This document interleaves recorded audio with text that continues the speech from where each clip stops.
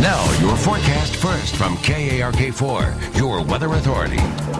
Well, other than a few clouds, not a bad May day across Arkansas today. Temperatures running just a bit below average, a bit above average for this time of year, I should say.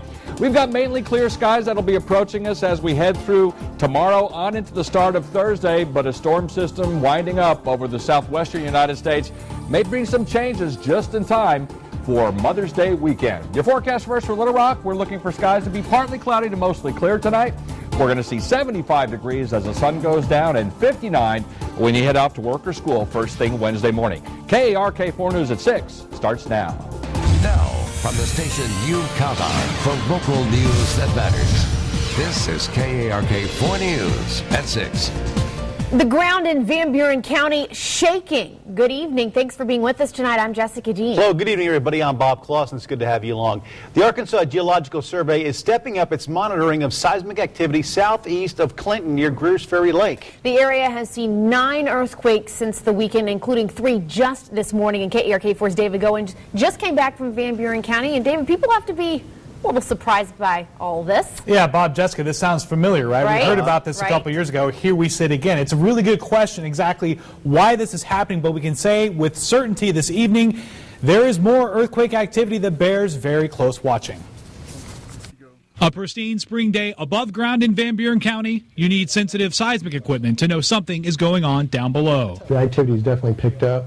We do have plans to install a second station up in that area. Scott Osbrooks with the Arkansas Geological Survey says a cluster of weak earthquakes picked up in frequency just over the last week. We don't know if these earthquakes are occurring on one fault or multiple faults. Right now, if you look at the map, it looks kind of like a shotgun pattern. I've never noticed it. Danny Hicks has lived southeast of Clinton for 15 years. You wonder about what's going on with all the drilling. Early 2011, the shaking and earthquakes much stronger just south around Greenbrier. Injection wells like this one related to natural gas exploration isolated as the cause. The wells were shut down.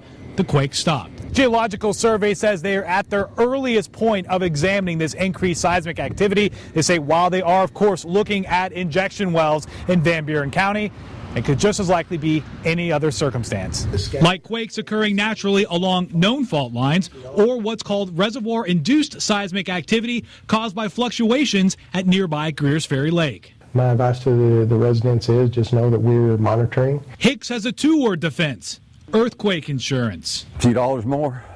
Worth it? I guess it'd be like these storm cellars everybody's putting in. Spend $5,000, $6,000 and hope you never need it. And the Geological Survey says if residents start feeling these quakes right now, they're in the 1.5 to 2.3 range. If it exceeds that, that will be, in Osbrook's words, a game changer for him. Bob and Jessica. Very interesting. Something to keep an eye on up there. They're keeping close eye on it, no doubt. All right, David, thanks very much. In the afternoon press conference, Arkansas Attorney General Dustin McDaniel voicing concerns for residents in Mayflower in the wake of an oil spill that occurred there March 29th.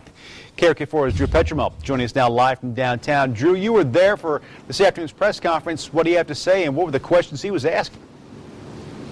Well, Bob, the Attorney General says his investigators have been speaking with residents in Mayflower who have been getting physically sick from living in areas close to where the spill happened. And he says air samples taken by his office show the cancer-causing compound benzene in those areas.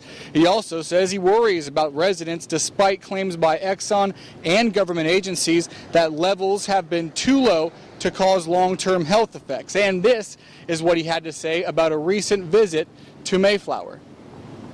Both the subdivision and the cove look more like construction sites than neighborhoods. There's heavy equipment everywhere, much of it contaminated with oil as it goes down roads and through people's yards. Now, during the question and answer session, I asked McDaniel about his office's examination of more than 1,000 pages of documents handed over by ExxonMobil. He says so far they haven't found any red flags that would have let anyone know that a spill was going to happen before it actually did. But he says a key inspection from February of this year still has not been handed over to his office. They are anxiously waiting that. Guys? All right, something no doubt that we'll keep a close eye on. Drew, thank you very much. And stay with KARK and ArkansasMatters.com for the latest in the Mayflower oil spill. We We have a special section on our website with all the stories that we've done since the spill happened. Police searching for a teen who has escaped custody twice. Officials say 17-year-old Brandon Metcalf walked away from the Juvenile Treatment Center in Dermont. Metcalf was committed on charges of breaking or entering, aggravated assault, and a minor in possession of a handgun. Back in July, he escaped from the Methodist Behavioral Hospital overnight. If you see this young man, you're asked to call police. Another court date is set for the Little Rock school teacher charged with helping someone shoot himself. Police say Jason Gaughan, a teacher with Little Rock Public Schools, helped another man shoot himself. Police say 29-year-old Timothy Gaudlin took a bullet to the chest, then terrified neighbors when he banged on their door early in the morning asking for help, claiming he had been attacked. When Benton police began to suspect that something was up, they searched Gaughan's home. They say they found the gun used in the shooting and what police call a marijuana grow operation.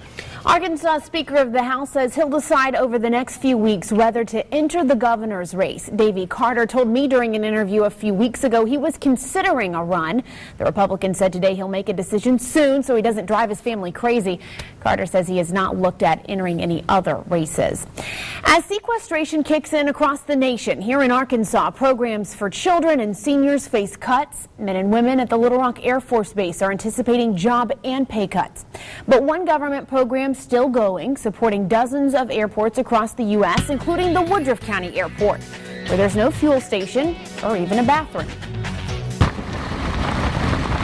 A long gravel road, not an uncommon sight in rural Arkansas, except this gravel road leads to an airport the federal government spends thousands of dollars on to keep open. On this day, we find former flight instructor Dean Fitzwater cleaning up some fertilizer spilled on the tarmac by a crop duster. One single plane sits tied up, lights flash, but no one lands or takes off. A basketball goal stands near the strip, but no control tower, fuel station, or hangar. Sometimes it goes for weeks, and sometimes it's as busy as, there's 5 or 6 airplanes sometimes. According to the Washington Post, the Woodruff County Airport is one of 88 across the U.S. with no paying customers and no planes based there. Still, these airports each receive up to $150,000 annually, thanks to legislation passed in 2000. I think if you build it, it'll get used. If you're not going to improve it, then it probably needs to be done away with. Local businessman Joey Kane is among those who'd like to see the airport developed. He flies his own plane frequently and would like to have a convenient place to fuel up and store the aircraft. The local people here drive mostly where they go, and they demand better roads. I fly where I go. I'd like to have a better airport. Kane says he would pay for his own hangar to be built, but he's afraid the airport would lose its funding. According to the county judge, the airport is beneficial to the agriculture community and hunters from out of town. There's even a plan to move a Mountain View company to the airport and grow it from there.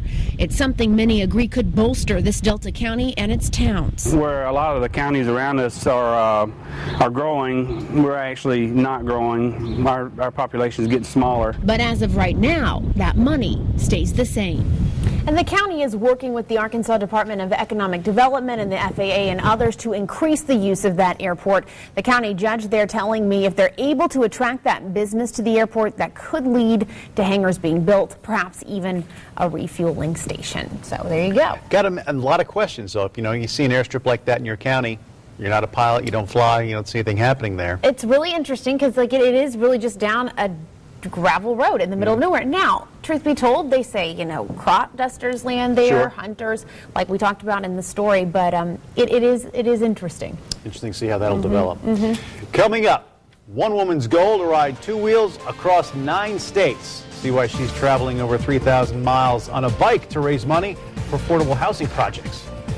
Plus, the story of 2 state workers honored for saving the life of a crash victim. And after a weekend of record cold temperatures, actually a bit above average for this time of year. 81 the high in Little Rock. Our average high for today, 79. We're going to keep it above normal for a few days, but then a cold front will bring some changes by the start of the weekend. Your forecast is straight ahead. This is KARK 4 News at 6 in high definition with Bob Clausen, Jessica Dean, Chief Meteorologist Keith Monahan, and Aaron Peters with your Razorback Nation report.